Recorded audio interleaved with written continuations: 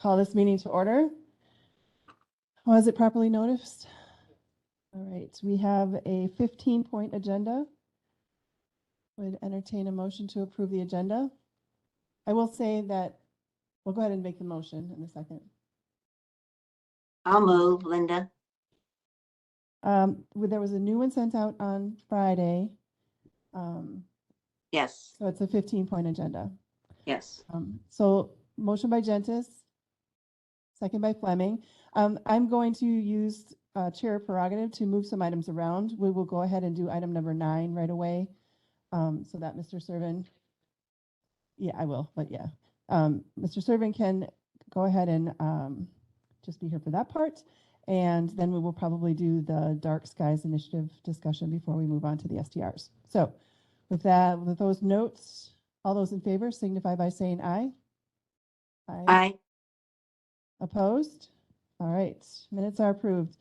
Item number 4, approval of the January 3rd, 2023 minutes. I think there are some corrections that we need to.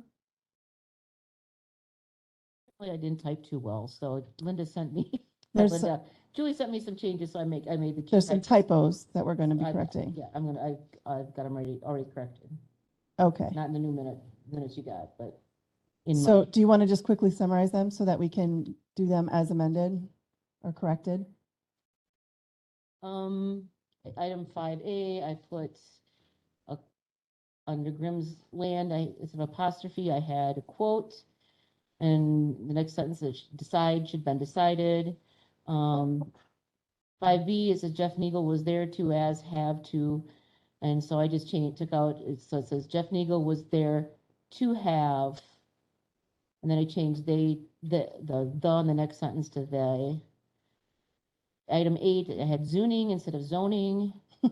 Number 9, I had he gentleman instead of the gentleman. On 11, there should have been a comma after sentence after the 2024. And that last sentence, the contract should go for bids, not the committee. 14, I spelled Detman wrong. I've got that corrected. And it says moved by Steve Caro 2, and the 2 is missing. So I've made those changes. All right. So would someone like to make a motion to approve those as corrected? All right. And do I have a second? Second by McGuire. Any discussion? All those in favor signify by saying aye. Aye. Opposed? All right. Minutes are approved. All right. That brings us to we're going to go to item number 9, approve wildlife damage claims. Okay. Is your mic on? You might have to turn it on. It's either a button on top or a little gray button underneath. Screen, so it should be there. Okay. Yep. Okay. We have the claims. You should have received a sheet showing the appraised loss and the claim amount for the 2 fellas who have damage and met their hunting requirements and have the damage for them. It's Tom Clary and Mike White. Any information more than what you see there you would like to have? Do you just want to remind everyone so that the money for this is paid for out of the DNR funds? So it's just passing through the counties. Right. Yeah, It's just the check administered automatically by comes from DNR. It doesn't DNR. come through the county. Okay. We just have to, as a committee, prove it as a That's part of the steps. That's right. Okay. Anyone like to make a motion, or let's at least get it on the floor and then we can have questions. I'll move to approve. All right. Motion by Caro, second by Fleming. Any discussion? Mr. Caro? Yeah, I'm just curious how this compares to most years. It's interesting. Tom Clary's is down by almost $1,000. He put in almost all soybeans this year, where it's usually been half corn, half soybeans, and the deer do more damage on corn per se in loss. For Mr. White, it's about the same, just a little bit less.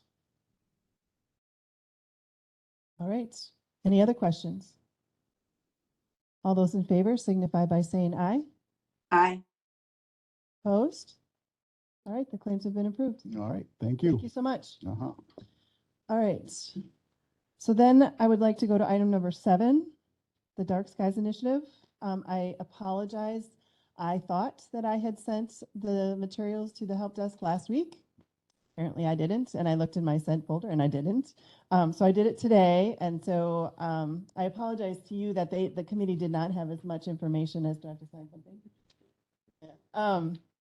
That they didn't have it as the information ahead of time as I would have liked, but I'm hoping that you can, I guess for the committee's information, I asked that we focus on what other municipalities are doing, that if they're taking action, what kind of action they are taking or what kind of options are out there. So 1 second, let me sign this stuff.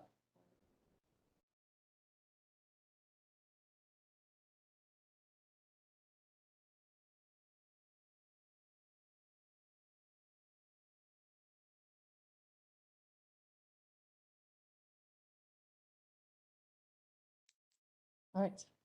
Okay. So if you'd like to go ahead. Yeah, sure. Lights off. Oh, I didn't turn it off. So committee, the items are in there now. If you want to go to 07, A, B, and C are items that material he provided to us.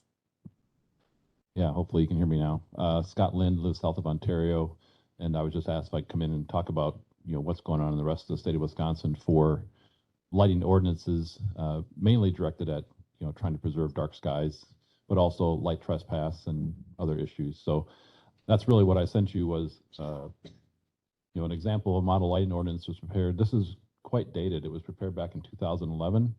It was really the first comprehensive lighting ordinance that was done by anyone in the country as an example for municipalities, government agencies that were interested in doing an ordinance of some type. It barely mentions LED lighting. That's how dated it is. So the concepts are great, and even the content has a lot of value yet, but it is an older ordinance. I also provided a list of the communities, townships, et cetera, in Wisconsin that I'm aware of that have already implemented dark sky lighting ordinances. And then I provided, I believe, a third document that was just some notes that I put together as just kind of an explanatory piece that, for example, there are two ways to do an ordinance like this if you wanted to do it. And one is prescriptive, which just says, all lighting shall be shielded. The color temperature shall be no higher than, say, 3,000 Kelvin. And maybe you might say you can't have more than X amount of light per acre on a property. That's kind of the three big things you would cover. And that's the easiest way to do it but it's also blunt, right? It's a pretty blunt instrument. And the other way to do it is a performance-based ordinance. And this model lighting ordinance has both encompassed within it. And I've seen it done that way in other places as well. The issue with the performance-based is, well, first of all, the advantage is for somebody who wants to, especially building a new property, it's a lot more flexible for them. So, but it requires the help of somebody who can do lighting design, do the calculations, and then demonstrate to you that they've done that work. And then you have to have enough expertise to understand what they've given you and decide if it meets your standards or not. So it's a much more complex way of doing it, but it is a lot more flexible. So those are the kind of the two primary ways of accomplishing it. And then I can talk more about it, whatever questions you have about that, I guess.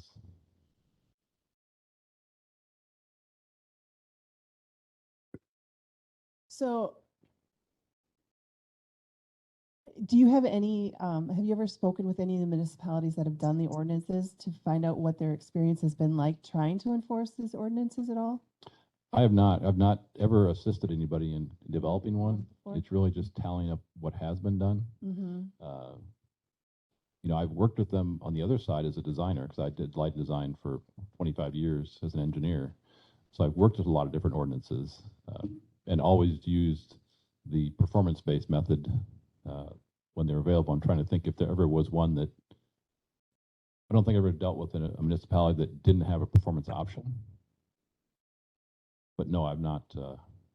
So if we do decide that we're not going to do like the ordinance route, at least at this point, one of the things I was considering is how we could educate people to even know that it should be something they should be aware of when they're putting new light fixtures in, or when they buy a property and they're lighting. Because I was just thinking about this being on the agenda. I was driving from my house to my daughter's house and looking at all the farms that have the old-fashioned yard lights, which have no shielding whatsoever, and thinking about how much darker it would be out by us if we shielded some of our lights. So I'm wondering, I mean, we should talk about the ordinances, but I think in the meantime, because I think that's going to be a kind of a longer process to figure out. So in the meantime, do we want to have discussions about opportunities for us to educate, like when they come in for a building permit for a shed, there's going to be a light on it somewhere probably, or a house or whatever. Is there times when we can just give them pamphlets or whatever when we're going through that process as a starting point? So those were my thoughts. I'd be very interested to hear what, if you had a chance to look at some of the ordinances. I did read through them. At this point, I would be concerned about the ability of the zoning office to be able to handle with only one person in the zoning office at the moment, that would create, but presumably we're not going to be a one-man show forever, this show. But yeah, so I'll stop talking and to let some of the others. Mr. Carroll. Yeah. Again, the idea of education and just making awareness happen, I would think it doesn't sound like it'd be too hard to like have a one-page fact sheet that you would hand off to anyone who ever does a building permit. Right. Doesn't mean you have to do this, doesn't mean. We're just trying to educate you. Yeah, these are one of the things you should think about as you proceed with your project. Yeah, and I think on there we should tie in the dark skies as far as being a tourist attract, because there are not very many dark skies locations left. And we do have some spots in our county that with a little bit of work.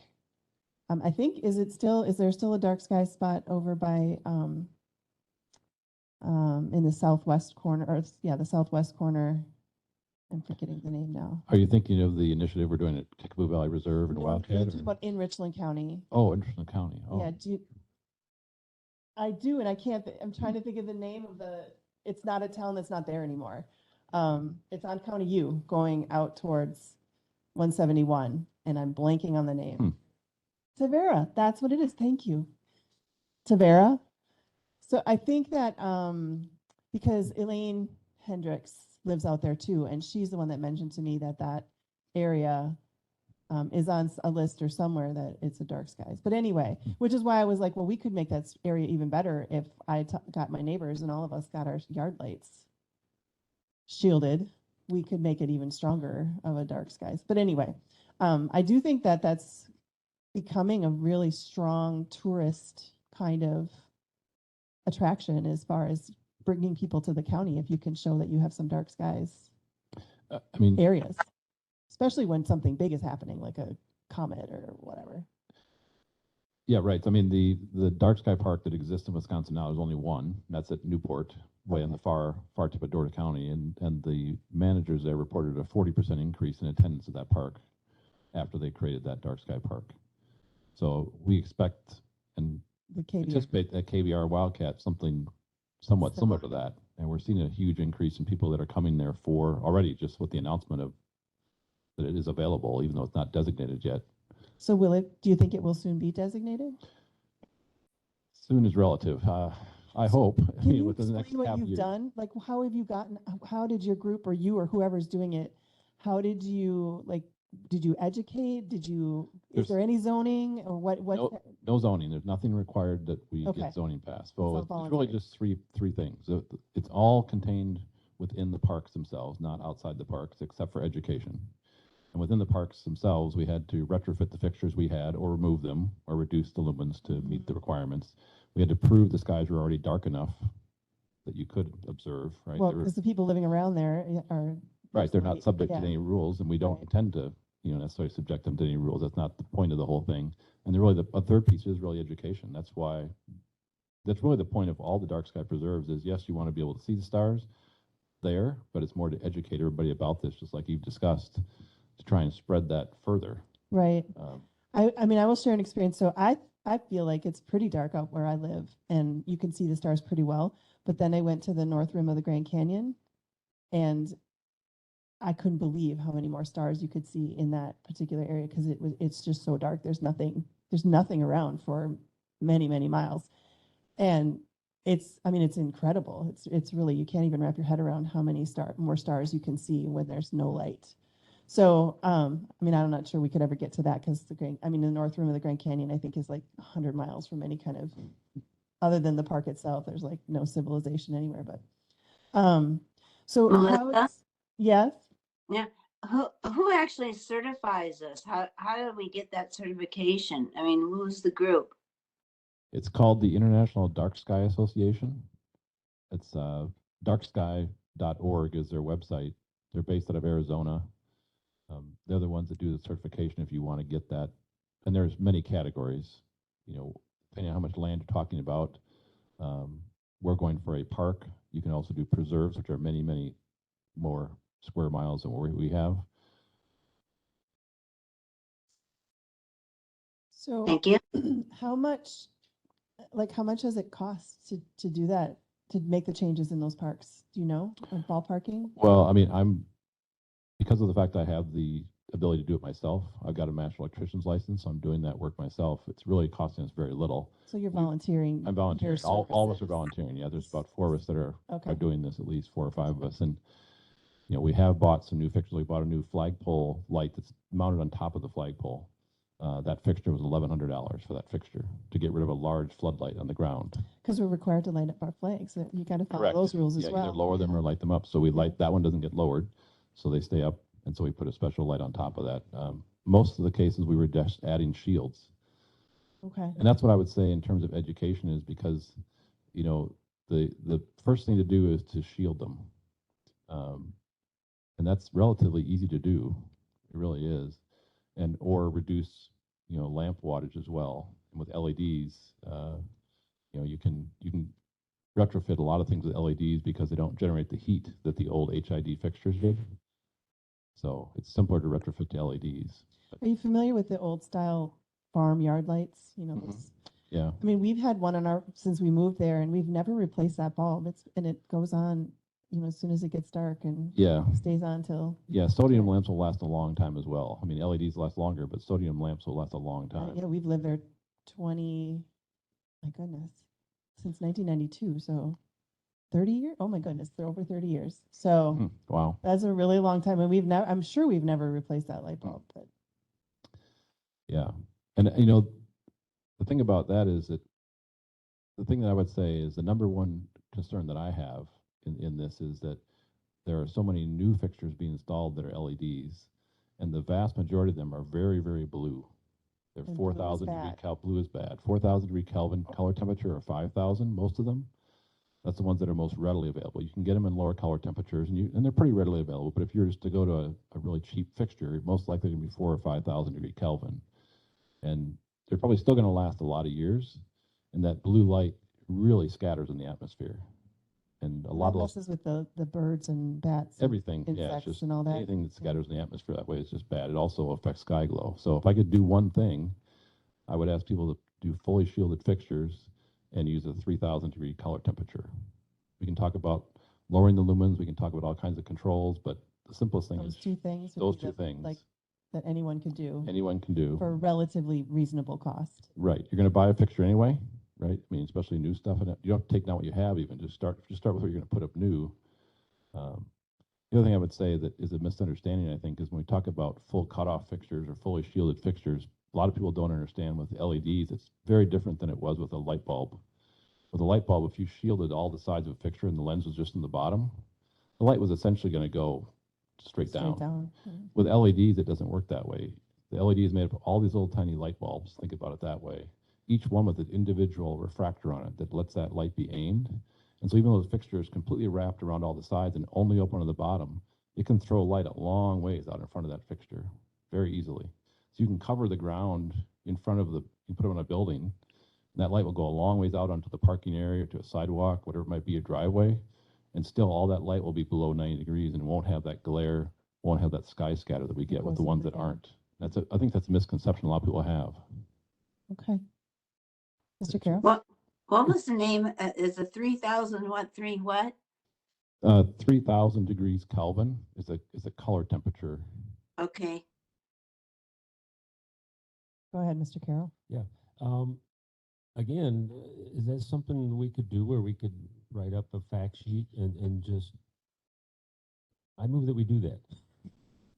Okay, so your motion would be that we create a fact sheet that we can give out with any building permit, Correct. or, I mean, I guess it would be building permit. Is there any other circumstance where people come in for permits or, Also, just put it on the website, and put have it a on the website? brochure, and have it for everyone, not just Yeah. anyone new coming in. Yeah, true, good I'll add point. that to my motion too then. Okay, so I have a motion to create a informational brochure type document that we can give out and also put on the website. Do I have a second?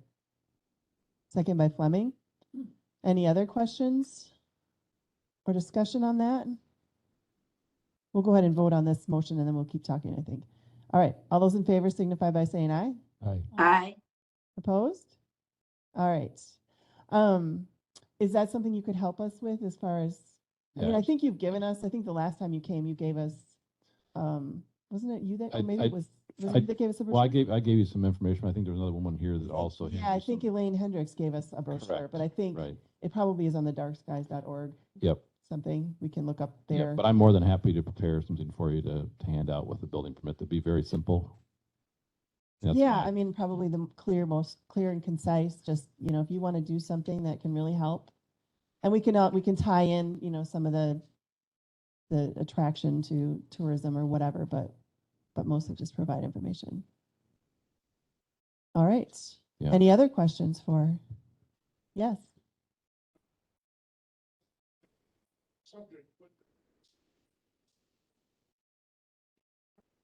I can't hear him. Gotham. Can Dan use his microphone? Yeah, he asked if he is asking for follow-up on the light in Gotham, and it's not on our agenda, so I don't think that we can really discuss it, but yeah, it's not on our agenda. I think we could it does fall under this committee. But I don't think we can tie it into a Dark Skies initiative as an agenda, but we can provide some follow-up if you'd like. And Okay. my mic on? Okay. I was thinking too, Madam Chair, that we could, if you do that and have it on a website, I could, we've got the land conservation, conservation's part of it. Yeah, I could also have it on your website. website, but also the link to on our Facebook page to Mm-hmm. the brochure. Yeah, that sounds or good. fact sheet. I think education is really, no question, education should be a focus. Does anyone have any opinions on whether we want to pursue looking into doing some kind of ordinance? Or do we want to just start with education and see what happens? Or what? What do we want to do? Maybe we could give you time to, and I apologize again for not sending them to you. I could give you another month to look over the information that he gave, and we could have another discussion that you wouldn't probably need to be here for unless you wanted to be, about the different ordinances and other options we might have for design. A cost associated with, oh, well, he did for the KVR. I'm not sure he's volunteering his time for, the whole state. I actually am. Are you? Yeah.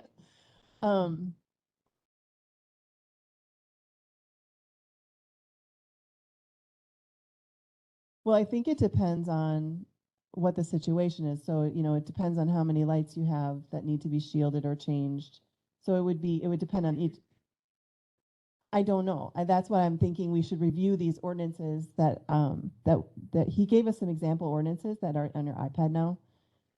They just got uploaded today though. So if we all want to read through those for next time a little more thoroughly, then we could have a more in-depth discussion about if that's something we want to pursue. I mean, there's always going to be that that the tricky part of enforcement. But I guess if it's new construction, it's not so bad because the building inspector, but does the building inspector enforce our ordinances or just state uniform building code? Just uniform. So he wouldn't enforce any of our lighting, so we would have to go out and inspect. So that's a piece to be in consideration, but okay. Anything else on that? I just have a question. Those links that you sent of all the different places that currently have ordinances, they all are either cities or villages except for the county of Green County. Is that the only county that you're aware of that's doing any kind of ordinance? That's the one I'm aware of. A lot of townships, but as far as counties, that'd be the only one I'm aware of, yeah. Okay. Any other questions for Scott, right? Scott? Scott, yep. Well, while he's here. Supervisor Gentis, did you have any more questions? No, this is very good. Thank you. Okay. Okay. Well, thank you. I really appreciate your time. Yeah, thank you.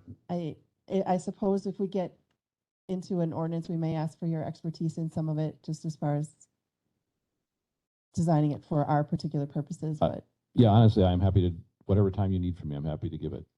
So, thank you so much. all right, All right. thank you. Thank you. Thank you. Well, that's Linda is the one guest. I can't see it. No, Barb, I'm going to say guest under Linda's name. that's It not, says Barb. she's Barb. Guess is Oh. another person. There's 4 boxes up there. So Yeah. there's 4 people.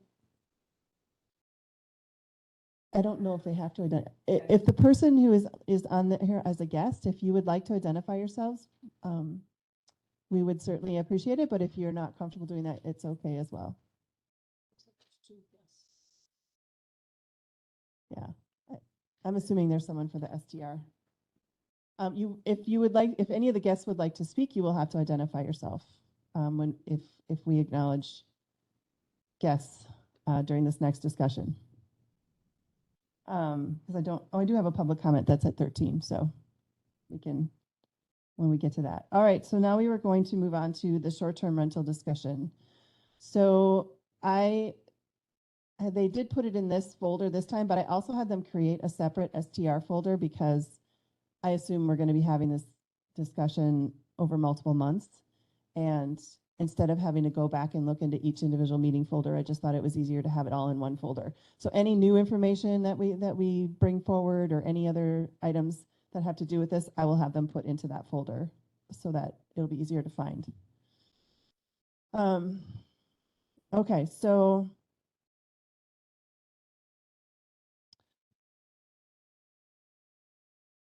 I was thinking about what's like, trying to figure out what's the best way to proceed with this. And one of the things I kind of came to the conclusion was that in my mind, what we've always been talking about this entire time is good neighbor policy. Like what things are really important just to make sure that our neighbors, that the neighbors of places that are short-term rentals are somewhat protected, their rights are somewhat protected.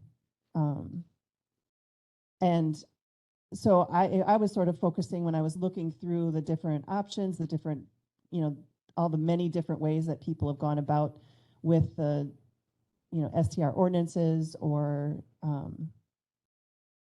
just general rules for their short-term rentals or anything else. I was really focusing on the ones that are just really making sure that it's, like the noise after 11 p.m. seems like a very reasonable, and I think we would have to create some criteria about what constitutes a neighbor, like how close do they have to be in order to be considered a neighbor. I mean, 5 miles away, I'm not going to, expect that we're going to have to.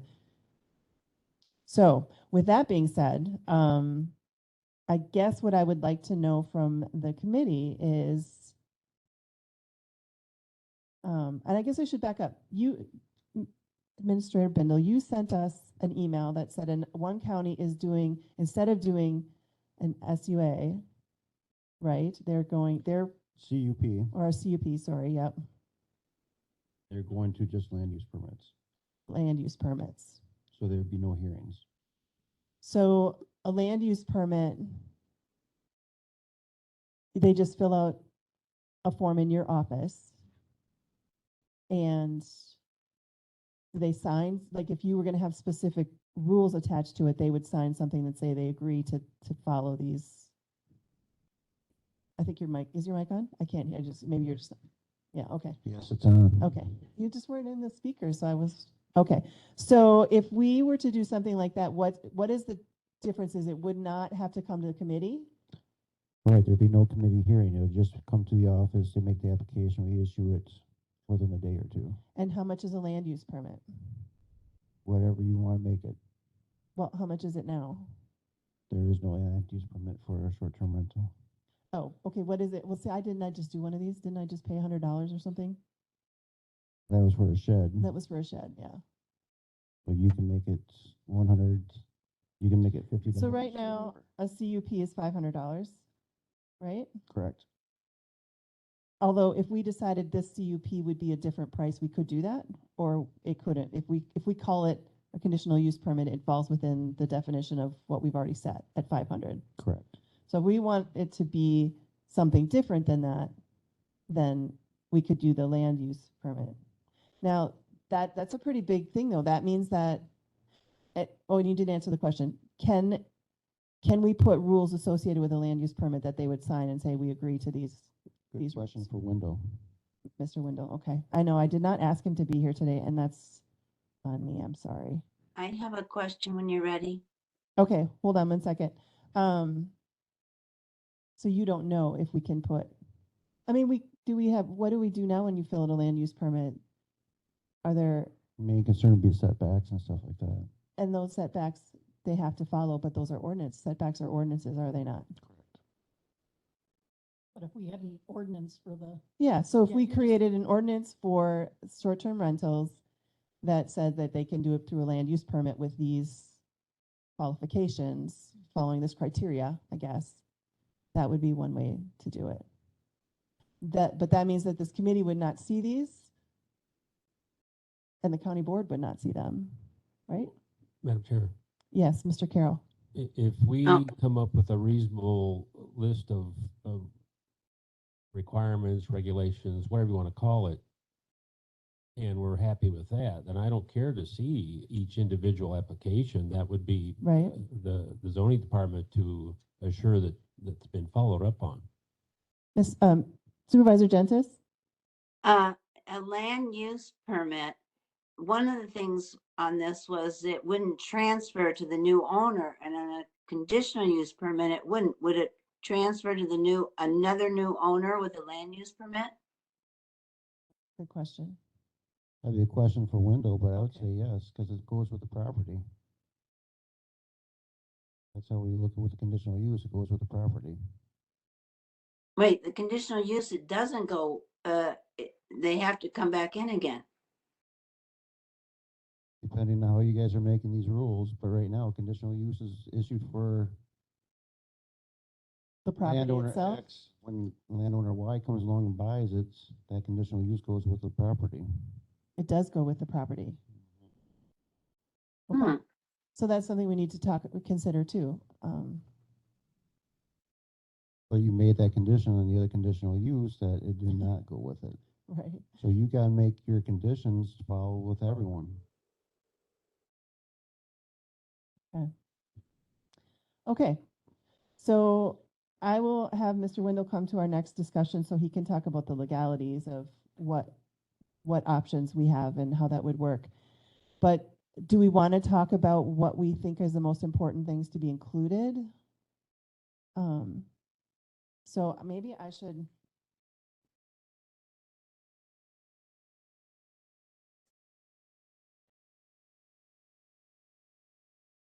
Laptop so I could just type in what you guys come up with. But I don't know if you want to go to, there was a couple of different, let me see which ones list some of the options that people have come up with, or do you guys each have your Madam own? Chair, Yes. the one document, the suggestions for ordinance for CUP, I use that one to mark up and Okay, put my notes, and it's a good starting point. okay. See, which one is that in here?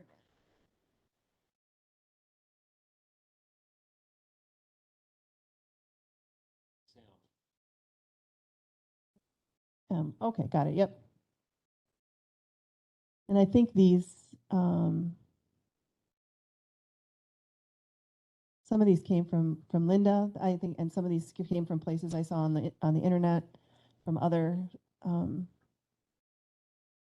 municipalities, so. All right, so do you want to start, Mr. Carroll, and then we'll just kind of talk, I don't know if you want to go through them one by one and I'll tell you what, I'll run through and identify my comments or my thoughts on the ones that I had any change I thought about. okay, Fourth bullet, rentals must be limited to 180 days a year. that's a state thing. Well, the Yeah. reason I checked that to discuss is I still don't understand these weird windows. I know, the whole 7 and days. 29 and 180. Uh-huh, I know, it's, We just need to talk about it, make sure we're all clear on what that means. I'm not asking that we change it. I'm just saying we need to understand. a it question before about we that one? sign off on it. yep, The next one, quiet time. Gee, 10 a.m. sounds pretty severe to me. A lot of the ones in here call 8 a.m. I'm just saying. I think, yeah. Yeah. So, okay, do you want to go through all of them, or can we just quick talk about? Oh. Let's talk about that one quick, because I Okay. think that one's a pretty standard. Sure. On almost every single one I've seen, there's been some quiet times. And I would agree. Usually I've seen 11 to like 7 or 11 to 8, kind of like campground hours, does anyone have thoughts on if we wanted to put a quiet time?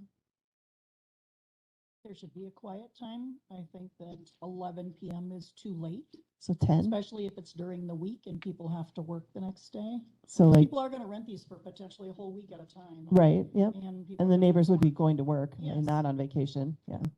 So. So 10 PM. I think is reasonable. And what time in the this- morning then, though? It says 10 AM, I think. Too late. It's too late. Yeah. Probably 8 AM is my opinion. Yeah.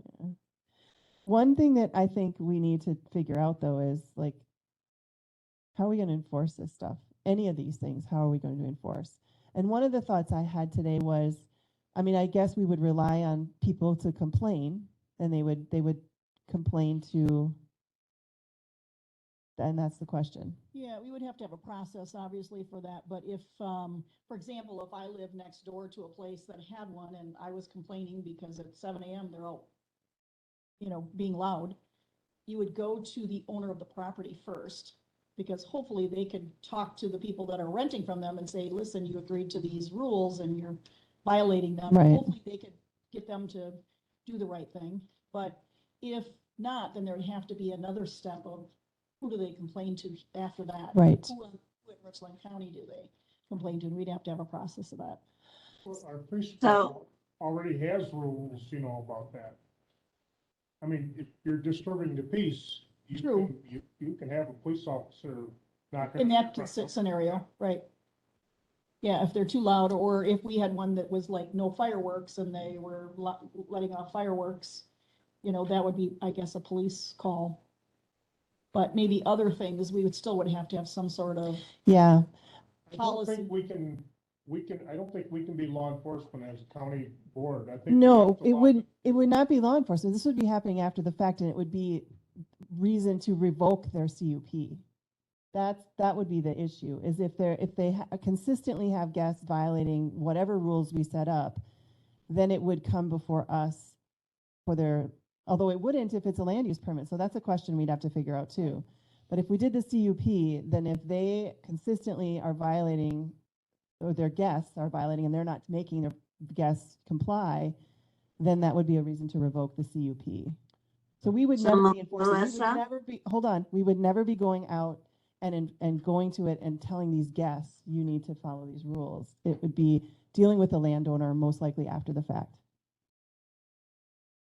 Because we don't have the authority. We're not law enforcement. Exactly. We're not, but we do, although I suppose the sheriff does enforce our ordinances, but Yeah, they have to enforce. they do have to enforce our ordinances, but I don't foresee that as being what we're going to do. We're not going to have law enforcement running around because, they, Yeah, we would be Question. requesting that it be the people who either are the neighbors or the people staying there or whatever. It'd be some of them calling law enforcement. We wouldn't be involved in any of that. Whatever. and then, Okay, question. yeah, Go ahead, Linda. go ahead, Linda. So when they come in for the CUP and we have those list of things, I think that the neighbors should get that list, then they aren't calling, not knowing what are the actual rules. Hopefully we would have that ordinance listed online by then. Yeah, I mean, we would publish the ordinance. And It even had if to be you, posted two separate, 2 continuous weeks in the newspaper also. When it's a new ordinance. Yes. Yeah, And Yeah. We would hope that they would comply with, if they saw that letter and hope to comply without any law enforcement, you know. correct. We hope that, we don't. right. Okay, Steve, Madam Chair? you want to keep going or On this one this topic, topic? Yeah. but then I'll keep going. I wonder if we're getting too hung up on the way CUPs work. And maybe it's a terminology thing, but what, can we call it a permit and approach it in a whole different way of thinking about it? I mean, that cap says permit, right, or license or something like that. License. License. License. And so, it's another way of, regulating, and I don't know how that works. Maybe Mr. Wendell is the one to talk to on that too, Right. but. I've got a but list of things started for Mr. Wendell. If we just identify the things that concern us, whether you want to call it a permit or a license or a CUP or a land use, to me, that's after we know what our concerns Right. are. Okay. All right, so does anyone disagree that we want to at least acknowledge some kind of making sure that there's quiet times? I'm not having public comment right now, okay? I think let us get through all of it and then you can chime in on your thoughts. All right. You can keep going, yeah. Okay. The next one that I had a question on, the activities of such a rental should not change or threaten the character of the residential area. I think that's too vague. I don't know what it means, yeah, I agree. I would Too either big. strike it or discuss it more before we have that in there. There's something, a point here about having a barrier, a fence, or a wall or vegetation. I That feel like we seems can require, excessive. yeah.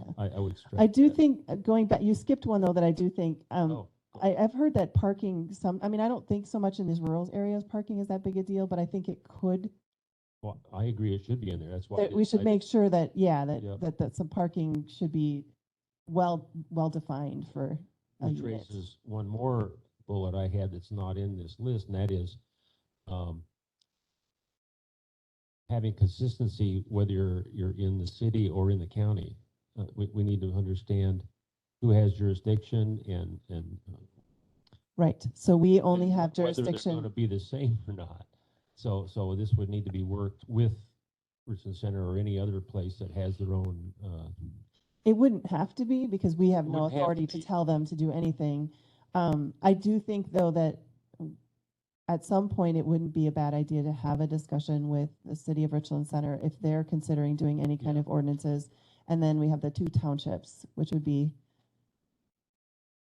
Ithaca and Rockbridge are both the other two that are zoned. it'd just be Council. smart and fair to people that are wanting to do this. It would be good if we were all consistent, for sure, Yeah. but we can't tell anybody outside of ourselves Okay. what to do. Another one here, special permit needed for indoor, outdoor fireplace. I don't understand that. I mean, do normal homeowners have to have that? I think it's your insurance company who gets the grumpiest about that, right? Well, and that's between a homeowner Yeah, and their. you skipped over one though, so bedrooms should be for two persons to the exclusion of all others. I mean, if you have a room with two double beds, that doesn't make sense to me that we would enforce. I mean, I suppose we don't want people to have. I think overall, we should say that the house should not exceed the septic, right? That seems important. Actually, the there's wording in some of these statutes that's a little more clear than this. That does talk about how many and whether they're all in the same family, that kind of thing. This wording, you're right, here is not very clear. No, yeah. There was quite a few of these where I thought the wording was. Another one I was thinking that we could consider fixing or changing. Consideration of outdoor lighting, I would think that's just a subset of under the good neighbor policy that we're going to be drafting at some point. And then there should be some kind of criteria that we describe for revocation of a permit? What constitutes? We definitely would have to have Yeah. definition of what would happen if the CUP or whatever was violated. And then of course, the fee. I don't know, 500 seems arbitrary, so there should be some thought to what's a reasonable fee for this. Yeah. And then, the other thing is, if we're gonna have a permit, I think the very first thing is to confirm, have a person confirm that they've done the DAT cap stuff. Right. I mean, show us that you've done that first, Yeah, right? like, we could have a place on there where the DACAP license number Yeah, is that's all. on our form. Yeah. So, that's, again, that's just a few notes I had on this list. So I guess of this list, which ones do we think we really do want versus what ones we don't want? Because I think that it's shorter list of what ones we would actually want to incorporate into some language. I mean, the first one, it should be registered with the county zoning department and follow the restrictions listed.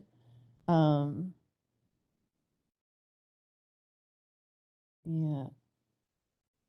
I mean, the second one, it was really talking about how do we, so we already have many STRs in the county, and we wouldn't want to penalize them without giving them plenty of time to come into compliance.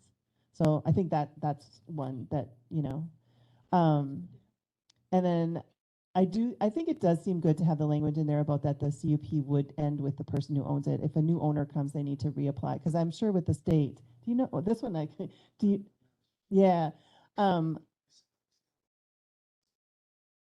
with the person, yeah. So that, I mean, that just makes sense, that if a new person wants to also operate an Airbnb out of that property, that they would do their own process.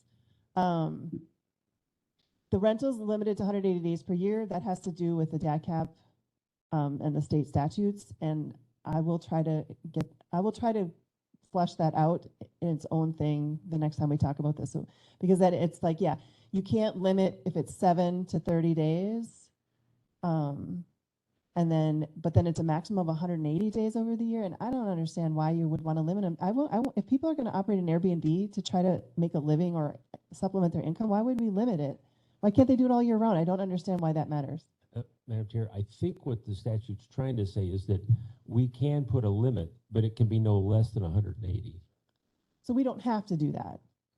Right, we don't. And that makes no sense to me. Why would you have someone invest in a property as an Airbnb and then not be able to rent it half the year? Yeah. You can talk. Go ahead. Yeah, go ahead. Is your mic on? Yeah. Yeah, you are. Oh, you were. I have no idea. It's not on. Okay. You have to Mic. hold the button. Hello?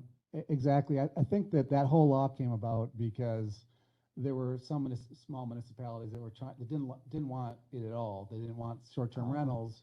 So the state passed a law saying, you can't do that. We want to, we want to promote tourism in Wisconsin, but we will allow you to potentially say that out of season, seasonally, you can maybe limit the amount of times that people can be there. So the state law is that you can't let them do less than 180, you can't let them do more than 180, but they could always do less. Like, you can't stop them from doing at least 180 days a year. And I don't think it's something that hopefully you guys want No, to do, I because you're don't. promoting tourism. So it's just a moot point. But that's what the law is for the 180. Okay, so I think we can, does anyone have the desire to put a limit on how often they can rent? Supervisor Dentist, do you have any concerns with letting them? No, I do don't have a year-round? concern. I thought there was a state rule and I didn't quite understand it either, so. Okay. Supervisor Fleming, any concern about No. year-round? No concern. I just feel that if whatever information we put out there, we should reference the state statutes that says that, so people realize we're not limiting that. Right. It's the state saying it can't be more than 180.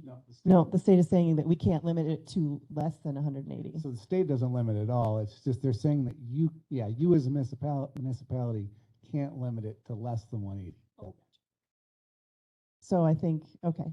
Supervisor Carroll, yeah, okay. Okay, so I think we're gonna just we're not gonna have that. The rentals must be limited to 180 days a year is not gonna be a part of it. Quiet time, if we do 10 PM to 8 AM, did you want to comment on the quiet time other than? Yeah, I mean, I maybe we can keep going, but I'd be against that just because I allow till midnight on the weekends only at How- my property. Do you have neighbors? I have a neighbor on one side and I did before we agree, I ran it by them beforehand and, they said no problem on the weekends. Oh, on the weekends. What is it during the week? It is 10 a.m., sorry, 10 p.m. On the weekdays? Yeah, weekdays. And I guess we don't have anything in the mornings, but I mean, if that's Right. something you wanted to do. So, I mean, that does seem, on the weekends, it could go later. Is that something we want to consider to lighten it up a little bit for the weekends? And I feel I like, think that's a good idea. So 10 p.m. to 8 a.m. Monday through Friday, or Monday through Thursday. Sunday through Thursday? Sunday through Thursday. Yeah. Sunday night through Thursday night. And then Friday, Saturday would be late. 12 a.m. to 8 a.m. or something. Okay. yeah. A lot of people weekends too, though. So I mean, if I'm working a weekend and I got somebody living next to me and they're all out till midnight, I'm probably not happy. Well, yeah. We could allow that as long as neighbors were fine with it. I think we could put something in there like to have a neighbor's approval. So if the neighbors in this case were fine with those hours, but So if other we, neighbors might not be. right, so this might be a question for Mr. Wendell. If we have a CUP written, but then a certain situation comes up. So that's what I was thinking about. Like a place like yours, there's not very many neighbors, but you live in a place and you're not in a zone township. So we would be, right? Or I'm in Buena Vista. are you, which is the zone township? It's zoned. Oh, Yeah. okay. So they have their own, do they have any regulations? It's probably the county.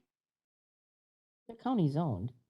Buena Vista is. Yeah, so what I'm saying is you could have, if someone had rented an Airbnb out, you have houses that are right around you, right? Mhm. So if someone was close by. So my question is when we do the CUPs, if they're in a township that is county zoned, is it possible to modify that one to be more restrictive? Placing conditions. Yeah, which seems terrible, but I'm just trying to be as flexible as possible. Whereas most people, I don't care. I think it's not going to be an issue because a lot of these places are out, Right. A farm that's not like no one would hear if we're loud. We could have a huge party and not one of our neighbors would hear. But if it's a situation like where you live, then it would matter. Is Gotham, it have its own, it's county zoned? Yeah, I mean, that's a not a whole village. village, or, It's I mean, not a it's a village. whole conglomeration of houses though that would make more of a difference about neighbors than noise. I wasn't necessarily meaning me. I just meant a person Oh, right. would be happy because they have. And maybe we just wait and see if it becomes an issue, and if we have to, we modify the ordinance. I mean, we're not gonna please everybody. Right. There's no way. That's one thing I was gonna say is we just kind of need to get an ordinance and then we can see what issues do we have and then make changes Right. from there. I mean, hopefully they just are working. I guess- Neighbors are working it out amongst themselves. The only time we're gonna step in is when neighbors can't work it out. Right, It's not fun, but that's what we do. right. And just have a set of rules that hopefully people. Okay. follow. All right. So I do think that having either the owner or someone that they designate as responsible close by is important. Yes. And I can't imagine anyone trying to operate an Airbnb from 2 hours away, just having used Airbnbs all over the place. The people that I've ever dealt with have always been really close by. So I don't know, do you think there's any issue with making sure they have someone locally designated as an emergency contact? It seems reasonable. I think that might be part of state law though, too, which I've been, That you can't make them do that? no, I think the Oh, part that of you- state law might be that, so I think the part of state law when you have a motel, hotel, or like transient housing or tour, I think that that's Tourism. part of the DAT cap thing, basically part of their law, I'm pretty sure is that exact thing is that somebody needs to be there. So, when we're setting all these rules, I guess my concern is that we're talking the county and there's so many different types of, you could be in the middle of your property versus some places have like actual neighborhoods and noise complaint rules are an issue. Mhm. I'm wondering, and I look at Sauk County, their rules and regulations are basically, we abide by state law. Like if you read there, like when we talk about rules, like that's it, that's their ordinance. So I'm wondering setting all these rules makes sense at the county level here when our surrounding counties don't do that. And, my concern in the tourism industry is regulations and inconvenience and potentially fees, when, neighboring counties don't do it. So they're making them register them. They still register them. They're Yeah. having it, do they Yeah, do some- CUP? It's similar, CUP. Yeah. Depends, but yeah, so that is not a concern Yeah. at all. But, but then when it comes to the rules of the CUP, it's like you will abide by state laws. So- And then I started looking at some of those laws and it's like, okay, they're really in depth. So I don't know if you need to be recreating the wheel or not because of all the Right. regulations. So I did include in this, the statutes, which I've read them a long time ago, but I have not read them in depth in a long time. And he's right, we really shouldn't be repeating what DATCAP's, as long as part of our process is making sure that they are DATCAP licensed, then they already are required to follow their rules, and we should need to duplicate those rules. So, that means reading that entire. What statute is it? I haven't looked at that. So there's a couple. So there's the Wisconsin Administrative Code for tourist rooming houses. I'm imagining the DATCAP license and enforcement site would probably tell us what we need to know. So maybe we need to do an in-depth review of the DATCAP license. And also for noise complaints, what's the law around here? I mean, I'm not sure that a short-term rental should be any different than whatever the law is.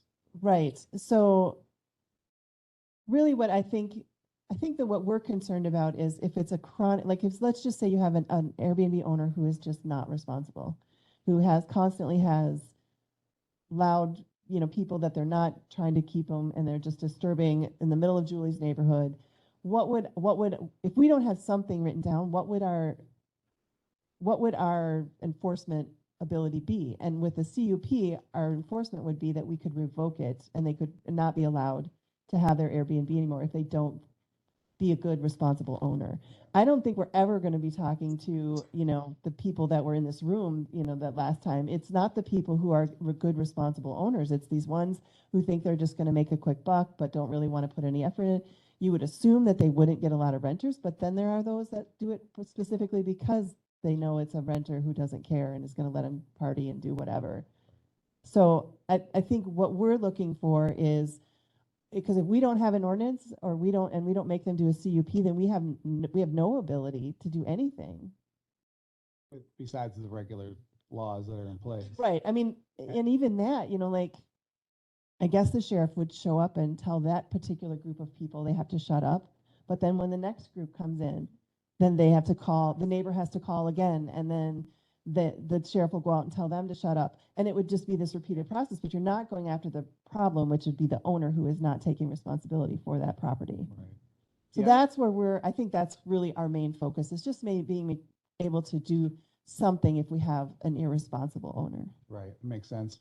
I know a lot. without making it too hard on the rest of you that are being good. Right, yeah. I know a lot of these samples are all municipalities that have those rules where it's the times. So I don't know, the smaller municipalities like, touristy areas like, town of La Pointe was Madeline Island. It's Yeah. a very mean, unique little area. Can you imagine being the municipality in charge of, like, in Florida during spring break? What a nightmare.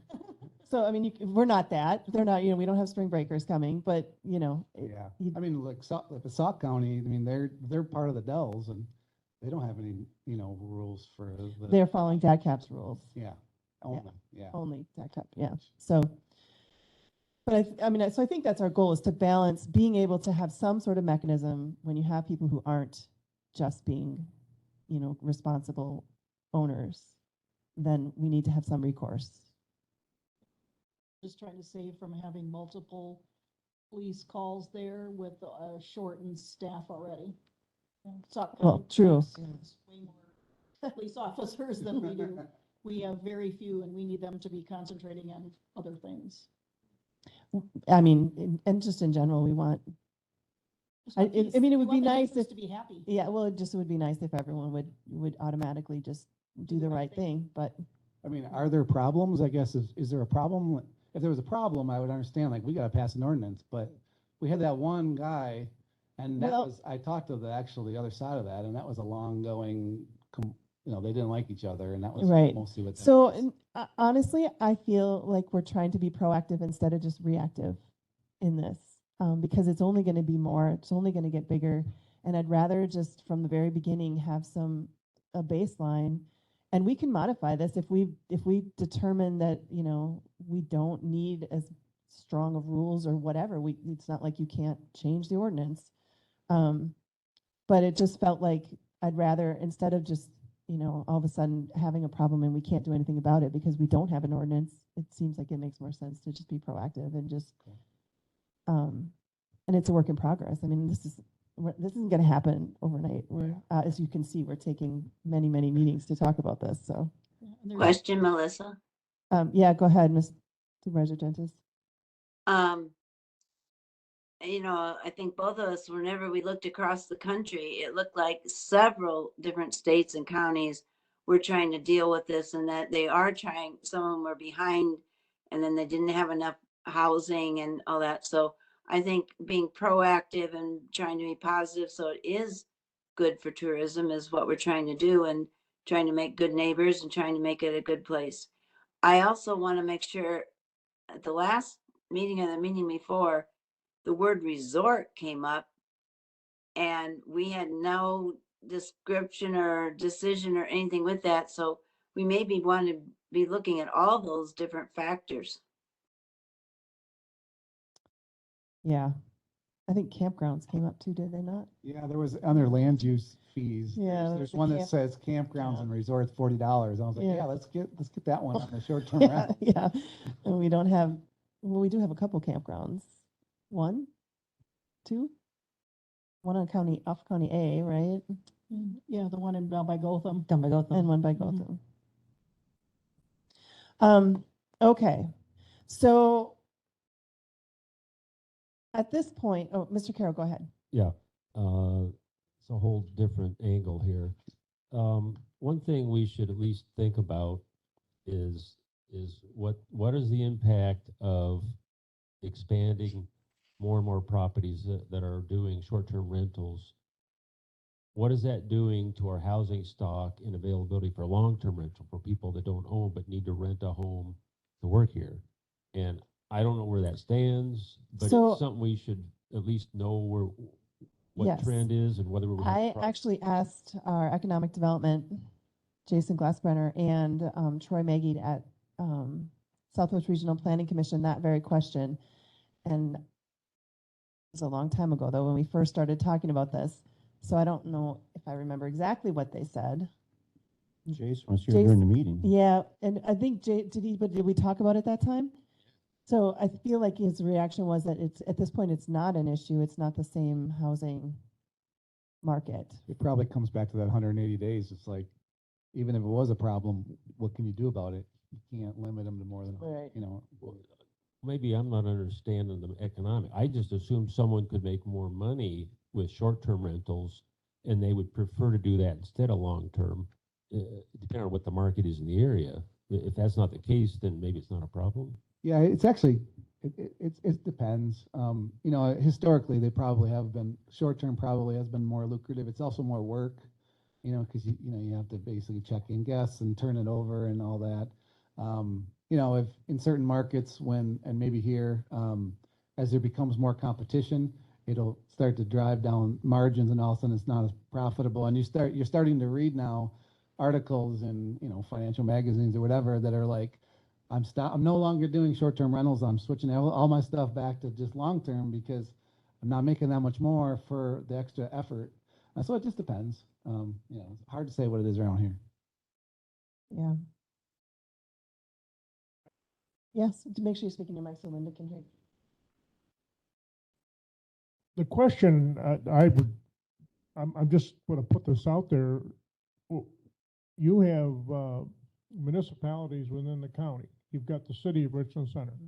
Every one of them not everyone, but most communities have a police department.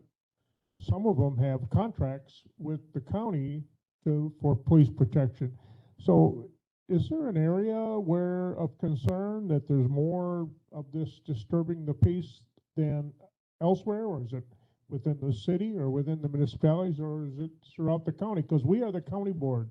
We're over, we have authority over the entire county. So, are we stepping on some people's toes if we make an ordinance, that might have a conflict of interest with some other municipality? So they would not, so the city of Richland Center would not be affected by our ordinance. We don't have any authority, right? Yeah, they have their own, so we can't tell the city of Richland Center what to do with short-term rentals, and they can't tell us. So we don't have the authority. And then same thing with Ithaca and Rockbridge Townships. So we're focused on the more of County the zoned. rural part of the county as County opposed. zoned, which includes, is Lone Rock also its own zoning? Yeah, so it'd be Gotham and then all rural, and well, part of Does Cas have its own zoning? Yes. And And Sextonville. And Sextonville has its own Viola- zoning. No, Sextonville doesn't. Well, Lone Rock is, Right, but it'd be Lone Rock, Boaz, Yuba, Viola, Viola. Casanova, and then Rock City, and then Rockbridge, Ithaca, Township, Ithaca Township. Bloom, or Sylvan. So, well, Lone Rock has its own form of government, but it also is just entering into a contract with the county of Richland for police protection. So that's kind of interesting. that They hasn't got their happened own yet. ordinances. That hasn't happened yet. Yes. Yeah. So they're entering into a contract with the sheriff's department to enforce their ordinances specifically, not for general patrols. Yes, but when that county officer is working for the village of Lone Rock, he has to enforce a different set of ordinances than Correct. he may have to Correct? enforce elsewhere. Yes. Because I know they just spent about $10,000 to upgrade the ordinances in that village, so. To his point, like the town of Eagle, they're very involved in their tourism there. And yeah, you could potentially be stepping on their toes to pass a Right. law where they Mhm. could pass their own law. And if they thought there was a problem there with noise complaints, they could pass that law themselves Yeah. as an ordinance. They haven't. Eagle is county zoned though? Maybe that's So why. Eagle could police take off- on its own, it could take on its own and be its own zoning, or is it too late now that it's adopted county zoning? Well, they can make their own They zone. can make their own. Just has to be more stricter than the It county. has to be stricter than the county. So, Madam Chair, Mr. Carroll? and this is what I was saying earlier, that if we decide to do something here, we should, as a minimum, try to keep them in the loop and see if we can make things all compatible, so we don't have stepping on each other's toes. Yeah, I'm just not sure. So would we go to each township that is able to do their own zoning and just tell them what we're doing? Or would we, how do you envision that? More or less what you said, yeah, at least make them aware, hey, we are considering drafting wording about STRs, and Suppose we could invite the town chairs and city. I Chair. suppose, but I mean, the biggest concerns are gonna be the biggest population centers. I mean, Richland Which Center. we don't actually have authority over any of No, those, but I'm except for saying- Gotham. If they were going to do some kind of regulation or licensing for these types of STRs, it'd be nice if everyone was doing it the same, and let them know we're in the process. We may want to talk with them. Have you had any questions about STRs from any of the other municipalities? As far as anyone Personally, questioning no, what? I haven't.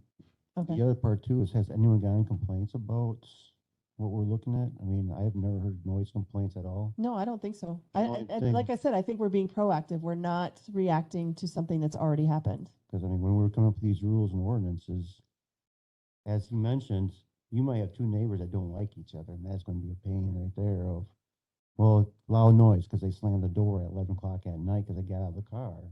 That's going to be It's a true. complaint, I or mean, that's true of any of our zoning. who's going to go out there, the noise Nobody's caliber. gonna- Go out So, there, it's like, right. you're too So loud. I think we need to be clear that we are not going to be the ones going out and enforcing anything. We are going to take in the complaints, do the due diligence to talk to both parties, and then make a decision as to whether that CUP would be withdrawn. But then you or also have revoked. to go both sides, because you might get one story from someone. Well, you get that's really- what I said. You have to talk to all parties involved. I don't think there's any way we would ever be enforcement. That doesn't make any sense. How you're in one Well, you minute. wanted to take away their CUP, that'd be enforcement. Right, but that's not you going out and telling the people that are making the noise to be quiet. Well, no, because I'm not going out there. I know, that's what I'm saying. There's no way that your office is going to be the one responding when it's happening. It's going to be all after the fact. I mean, I don't see how Right. it would ever be, I don't think it would be reasonable to expect a zoning office to be running around addressing complaints as they happen, like in real time. It would have to be after the fact. Melissa? Yes? I know we can't tell each other what to do, but could Mike Bindle talk to the city and find out if they have any ordinance or anything for short-term rentals? Then we would maybe be somewhat make it easier on law enforcement and everything, so that we have something in coordination. I can check, but Glassburner was here that one meeting. My understanding is, Saying I'm anything. not quite sure, I'm sorry, I apologize for, not sure if I understand her question, Mike. So she was asking Mike to find out if the city has any kind of special use permit or licensing process for short-term rentals in place.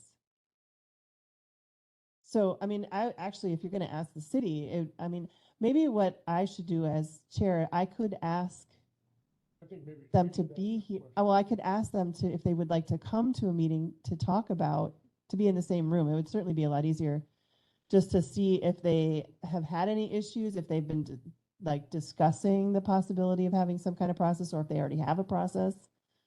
I could contact the municipalities that are not county zoned and ask them. We could come up with a short questionnaire. That would be the other way to do it. That I could just send to them, we just ask them simple questions of what I just said. And then if they could fill that out for sure at a minimum, and then ask if they want to come to a meeting to talk about anything they do have on the books or plan on putting in the books. I would say the only thing they have on the books is when we request them to go to the township to get approval for recreation. Short-term rental. It's the only time they probably hear anything about it. So when they get a CUP, they go to the town board first and Right. present what they want, and then once it's approved there, then it comes to us, right? Yeah. Melissa, with your approval, of course, but I think that what I'm gonna do is, Lone Rock is the second largest municipality within the county. I'm going to go to the next Richland Center, or excuse me, Lone Rock Village Board meeting and ask this question. Yeah, that'd be Okay. great. I mean, I do think, That might give us a guide. right. And I think what your point is if we're going to make some rules, we should make sure that we are consistent with any other rules that are already out there, or that if they're going to start doing them, that we're all kind of on the same page, so that one guy has a rental in the city of Richland Center, but then has one out where I live, and it's these rules for this one, and they're totally different, which owners would be then like, what the heck is going on? I don't have to do that for this, my one in the city, I don't have to do it, but here I do have to do it. So we could try to. Sometimes that makes sense. That's why individual municipalities pass their laws, because, It's sometimes. different, right? It's Because the different. city of Richland Center is going to have Yeah. very different concerns than out in my where there's no one has Exactly, neighbors. which is why So, maybe they should be yeah. done at the smaller municipality level instead of like. Well, you take like the city of Richland Center in here, they have smaller lots. I mean, Do. you have neighbors Neighbors really that close don't versus exist.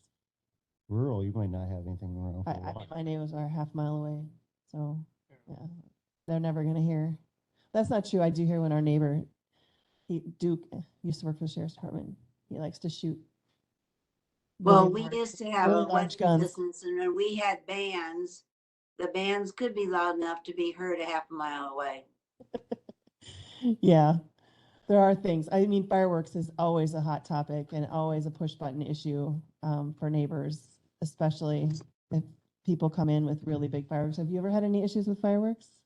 I haven't got any complaints. I do have people that do them sometimes, and Mhm. I always like, they ask for like a wedding or something. It's like, well, call the fire departments, and I don't know if there's a permit or get it. I don't know. There is a permit. I mean, people are really, yeah, they think if they can buy them, out of the parking lot of Walmart that they're actually legal, but they're actually not. You have to have a permit.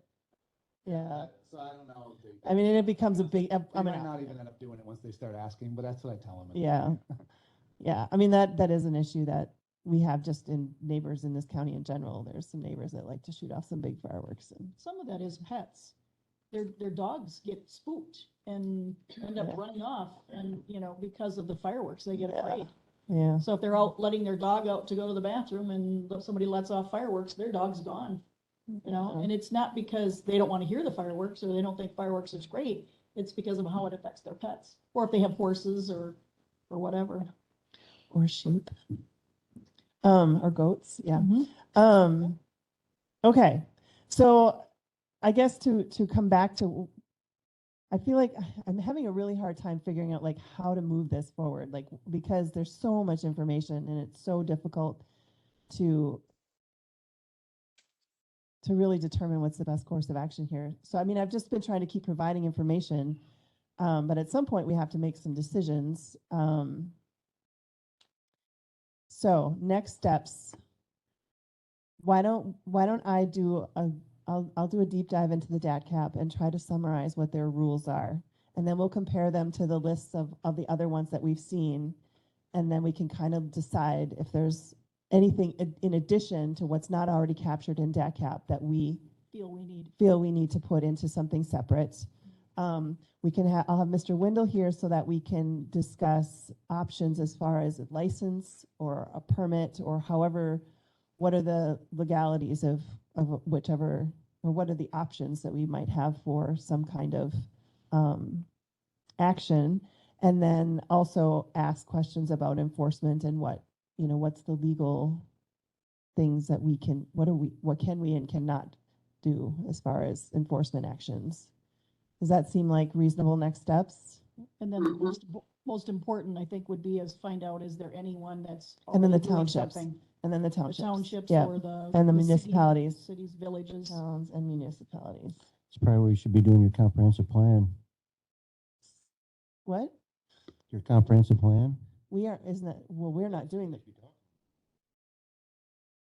Are they doing the comprehensive plan and rules and strategic planning? Oh, you're not on that, are you? Well, I've been. I following. am, Are you? but They are, the motion, they're moving forward with that intent. They're gonna try to award a contract to somebody to do that work. So yeah, their intent is to have a comprehensive plan generated here in the next year. Are you on there too? Okay. Oh, I know the current one. Yeah, I've seen that binder before. Yep. All right, so for next time, I think what I do, I will at the very minimum send out a questionnaire just saying, do you have any ordinances related to short-term rentals? Do you have any plans? Do you have any plans to, if you don't have any? And could you come to a meeting so we could just kind of have a discussion about what we're thinking as a county for the county zoned areas? Maybe even if there was anything they would like to see in it, if we did propose one, because then they might give some good feedback, Yeah. something we wouldn't tell. All right, so I will do that for next time. I will ask Mr. Wendell to be at our next meeting to talk about the legal aspects of it. I will summarize the DATCAP. Madam Chair. Yep. I think one thing to clarify here, that fireworks is something that's quite easy to regulate because there's very strict laws against that, because it's not only noise, but it's usually only one person involved. But the problem is it's a fire hazard. And so you can get into a lot of trouble with any municipality by setting off fireworks at 11, 12 o'clock at night. It's a party that involves a lot of people. That's a little different type of noise, so. Right. You gotta love it when the jail is making noise. So what that is? Must be an inmate board. Yes. All right. So any other when you're checking the DAC cap laws, Mhm. if you could take a look at the SOC SOC laws, rules? they Sure. list like 4 state chapters or whatever that they're like, this is what our laws are in our Okay, county. So hopefully that kind of covers everything you're concerned about. okay. We'll take a look at that. Do we have a copy of the state laws? Yeah, somewhere? it's all online. It's Do you all on, have a copy of that? it's online. I printed out like the first page of one of them. Yeah, it's very long, but it's all online. Okay. All right. So I think we have, well, I have my marching orders and I'll try to, and so for next meeting, any information I will find, I will put in that STR folder so that it's just easy to find. Everything's just right there. Okay. So let's move on to, thank you for your input again. That brings us to zoning petitions, item number 5. None. Okay, I thought so. They're still working on the one from last month yet. Okay. And then item number 8, approved soil and water cost share contracts. Right now, we just have the 2. Derek's working on some other things to get together, so hopefully we get some. But these are both well abandonments. One is for CLJ Investments for $1,116.77. And the other one is for Mark and Gary Standish for $423.43. All right. So these are, we to approve these same 2 or 3 others the last meeting. How's Derek doing? Good. He's working on getting people and getting, he's doing a lot of training and learning Right. that we've got really good help to get him set up. DAC is helping? Okay. Engineers, right? Have to Correct. oversee everything? Okay. All right. So any questions? Or well, actually, we should get this on the floor probably so we can discuss. Entertain a motion to approve. Are we doing them separately or can we do them together? Together? Okay. I do need a motion. So moved. All right, motion by McGuire, Second. second by Carroll. All right, so questions on the well abandonments. This is the cost sharing. This is our cost sharing money that we get from DATCAP, where they pay, the owner pays 30% and our DATCAP funds pay 70.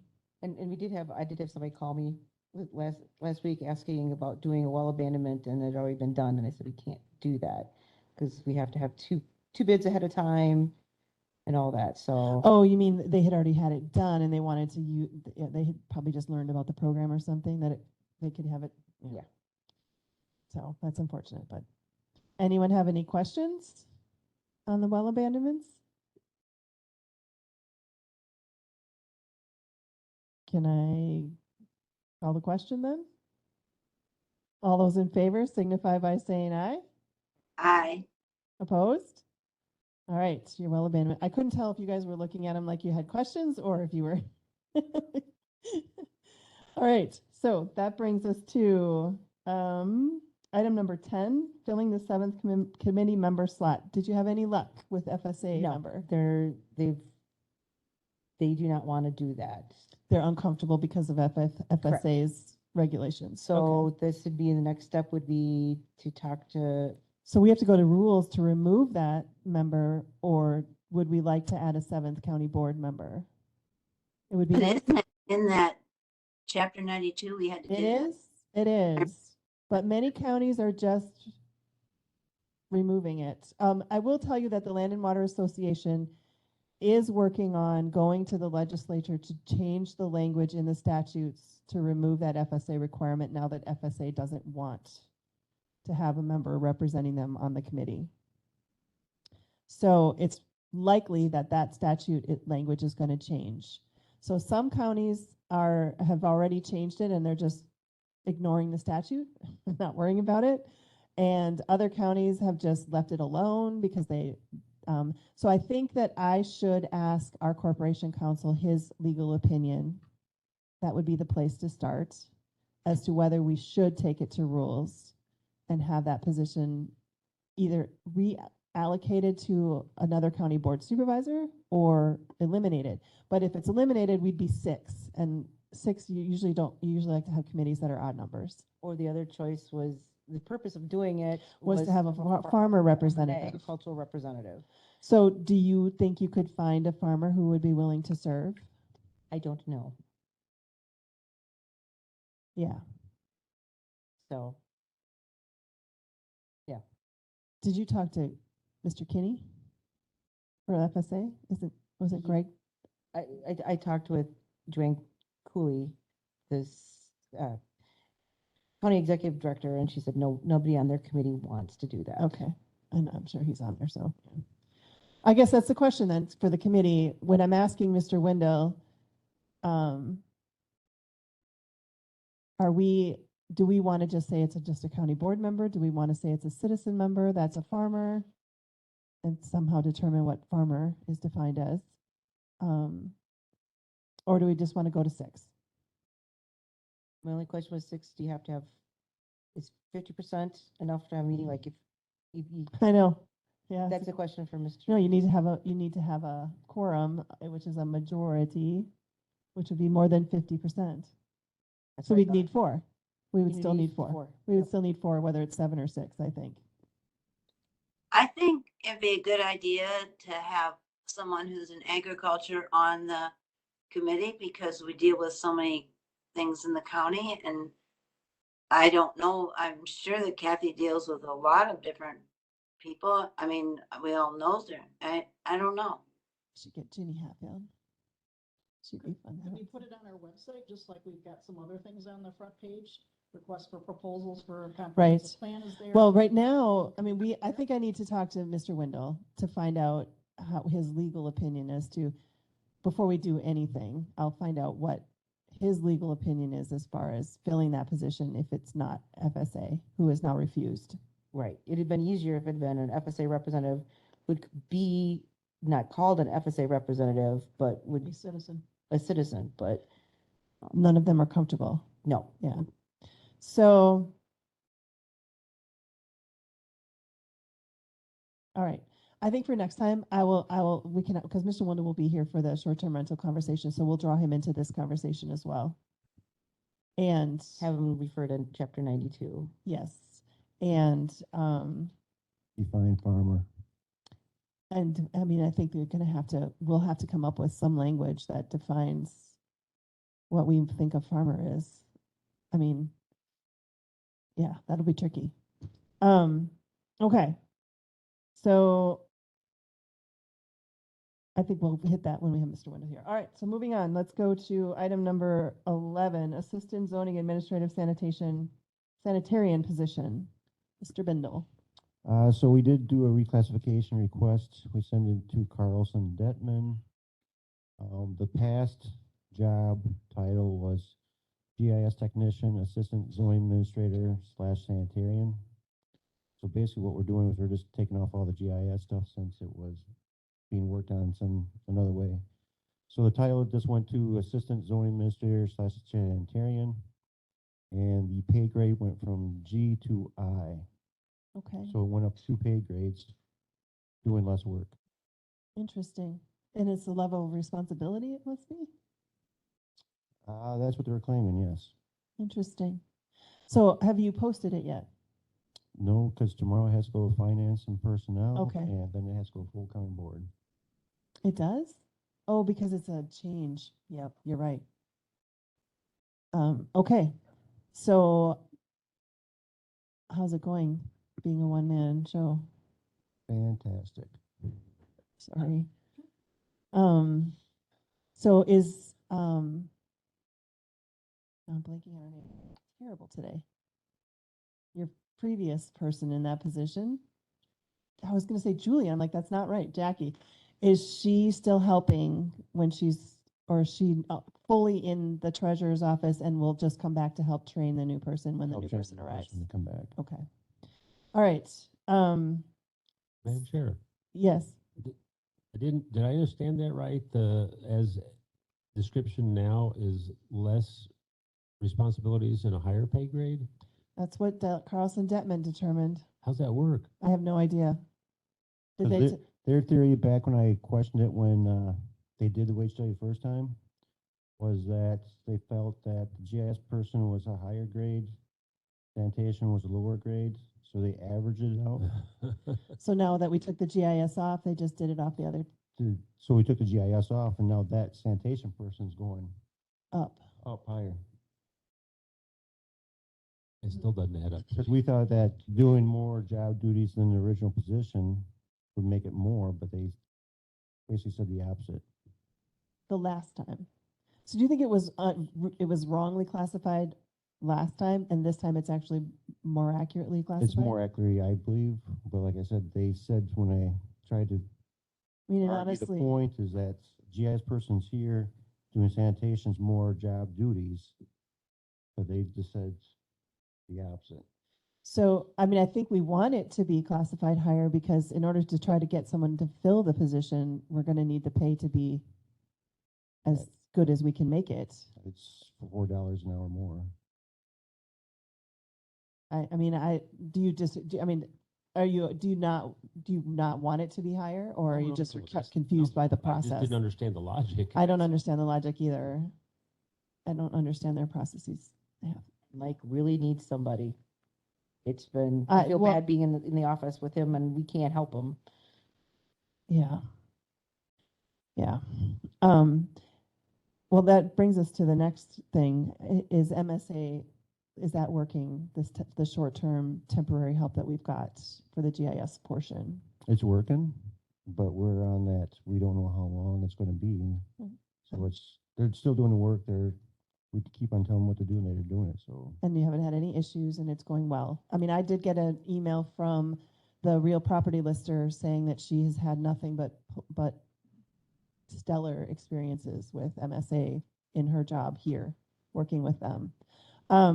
So one of the things I wanted to update the committee on is, so I had a conversation again with Mr. Langrick this morning. So they have been unsuccessful in being able to essentially create that flow chart of how GIS is handled in the county.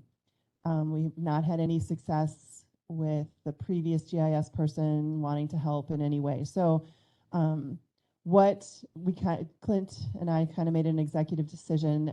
The only way forward that I could see was because MSA is already working on this just kind of short term, doing what we desperately need, asking them to actually create that flow chart for us as a separate project, just to do that one piece, so that then we can do an RFP that includes all of the steps of what we need and what we're looking for. There was some concern about a conflict of interest if they were to, but my argument is we're asking them to give us a flow chart as a part of this current contract. And once that flow chart is done, that's not proprietary information. That's not going to give them any kind of leg up because it's just defining our processes for us, our processes for us. And it shouldn't make I can't see any way that gives them an advantage just because they defined what we're doing for us. Chair. Yes. I used to work for a contractor and we found there were some cases where if you knew too much about the work, your bid would be higher. And so it could cut both ways. Right. So, I mean, I don't know how else to get this process figured out. We have to do something. We have to hire somebody to do it. And I don't think we can do the RFP for the long-term contract until we have this process figured out. Because we don't even know what we're asking them to do if we don't have this process defined. So the best thing that Administrator Langrick and I could come up with was, let's just have MSA define the flow chart for us of every place in the county that touches GIS and who does what where. And then once that's done, we can finalize our RFP and we can put it out there for whoever wants to bid on. So you've given them notice to proceed to do that? I believe Administrator Langrick sent an email today, Okay. asking them if, we don't know for sure that they can. I'm assuming that they are best placed to be able to do this now that they've worked in the county a little bit. Well, they've been working in county for a while. Well, the whole thing is that flow chart would be part of the RFP. So it's like. No, No. I mean, it won't be a part of the RFP in that it will just give us the way to write the RFP, knowing what That's we what I want meant. and what we need. That's It what I gives meant. us the information that we need to know what we need to ask for. So, excuse me. So that's happening, and he did send it earlier today. Let me just, at 12:03 today, he sent a message to Scott and Todd at MSA. Excuse me. So hopefully we will get some traction on that in the next few weeks. So by the next meeting, we may have some solid information about being able to actually put a contract out. But that's why I wanted to just make sure that with the short-term contract that we've got going with MSA, we're getting the work done that needs to be done. Okay, so we're okay while we figure all this out, I guess is the takeaway message there. So does anyone have any concerns with that process or anything I should, or is there any concern that we should not do it this way? If you can think of a different way to do it where I really didn't feel it was going to be a conflict for them to both be able to bid. The previous two that bid, Southwest and MSA, to go ahead and be able to bid. I just don't see it being a problem. But if anyone has a problem with it, I'd like to hear it now. Okay. All right. So that's where we are on that. Public comment. We have one guest online. Was there anyone online that wanted to comment?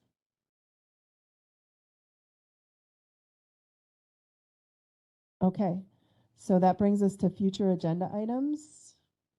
Are there any issues we need to be talking about other than the SUA we'll bring forward? We're going to talk to. I think we have a lot. Yeah, we have Mr. Windle. We'll have a lot on his plate. We're Yeah. bringing the SUAs or I keep saying SUA. That's a special youth authorization, not a conditional use permit.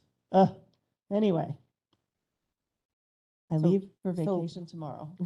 Basically, most of the stuff that's on there, well, Everything but, and I think dark skies, just kind of take that off for now until. you can take that off until, yeah, until I mean, I'm focused on this stuff. I won't have time to, does anyone want to volunteer to work with him to come up with a brochure? That would be fantastic. Sure, I can do that. Do you want to bring, then you could leave it, do you think for next month you could have I think something yeah, drafted yes. together? Yes. That would be great, because then leave that dark skies on there and we'll continue to talk about that as well. And maybe should we change the GIS sanitation position, just call it the GIS contract the next time, or not put that on next time, or? Well, I think we want, hopefully no, I think we need to leave that on there because And just call it GIS contract. I think we're going to talk about the flow chart, hopefully, which is GIS. And so I don't think we need the sanitation position in there. No. Yeah, you're right. The GIS contract is really what it is. And then I think we'll want an update about the zoning and position. Hopefully it will be posted by then and you'll be interviewing. And you can just interview, right? You don't have any ordinance that says you have to have the committee involved, right? Okay. All right.